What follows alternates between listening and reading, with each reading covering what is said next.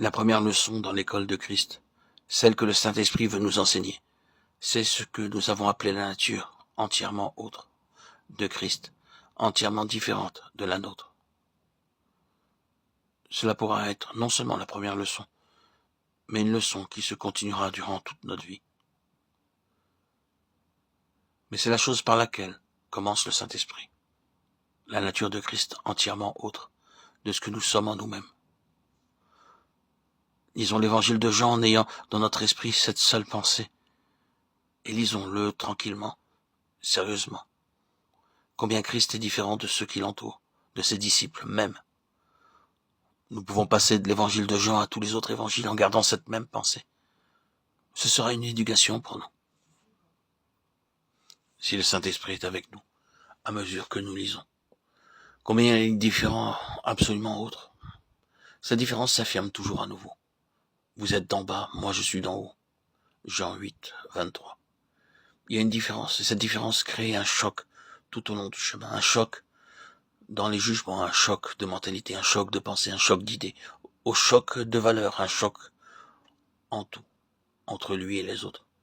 Ses disciples eux-mêmes qui sont avec lui dans l'école, sa nature est différente. Il a une nature céleste, une nature divine. Nul autre que lui ne la possède. Il a une pensée céleste, une mentalité céleste. Eux, ils ont une mentalité terrestre et les deux ne peuvent se joindre et ne se rejoignent pas en aucun point. Quand le dernier mot a été dit, il y a une grande brèche entre les deux. Il est si entièrement autre. Maintenant, direz-vous, puisqu'on en est ainsi, nous sommes en un très grand désavantage. Il est une chose et nous en sommes une autre. Or, nous arrivons précisément à la nature et à la signification de cette école de Christ. Comment ce problème pourra-t-il être résolu? Il se résout tout simplement et de cette façon. Le Seigneur parle sans cesse d'un moment où il sera en eux et où eux seront en lui. Et lorsque ce moment sera venu, ils seront dans la réalité la plus intime et la plus profonde de leur être, entièrement autre de ce qu'ils sont dans toutes les autres parties de leur être. C'est dire qu'il y aura en eux ce qui est Christ, ce qu'est Christ, en tout ce qu'il est, lui, absolument autre, dans leur personne même, dans leur âme, dans leur corps.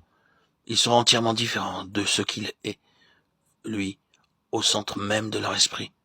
Ils penseront parfois que la chose la meilleure à faire serait celle-ci, mais celui qui est en eux est entièrement autre, ne leur permettra pas de le faire. Ils penseront parfois que la chose la plus sage serait de ne pas faire ceci, et celui qui est en eux est entièrement autre. Insiste, en fait ceci. L'homme extérieur dit, c'est une folie, je ne ferai que courir au désastre. L'homme intérieur reprend, il faut le faire. Ces deux ne peuvent arriver à une entente. Il est intérieur, et il est entièrement autre. Et notre éducation consiste à nous apprendre à le suivre, lui, à marcher dans sa voie. Si quelqu'un veut venir après moi, qu'il renonce à lui-même, et qu'il me suive. Renoncer à nous-mêmes, à nos arguments, à nos jugements, à notre bon sens parfois, qu'il me suive. Et Christ sera toujours justifié. Certains hommes ont fait des choses les plus folles aux yeux du monde, et ils ont été justifiés. Cela n'est pas dit pour nous suggérer la pensée d'aller commencer à faire des choses folles. Je parle de l'autorité de Christ en nous, de la différence de Christ d'avec nous-mêmes. Et c'est la première leçon que le Saint-Esprit nous enseigne. À tous ceux qui entrent dans l'école de Christ, qui a cette grande différence, cette grande séparation, que lui est une chose et que nous, avec toutes nos aspirations religieuses même, nous en sommes une autre. Et nous ne serons sûrs d'être dans la bonne voie qu'en lui soumettant toutes choses.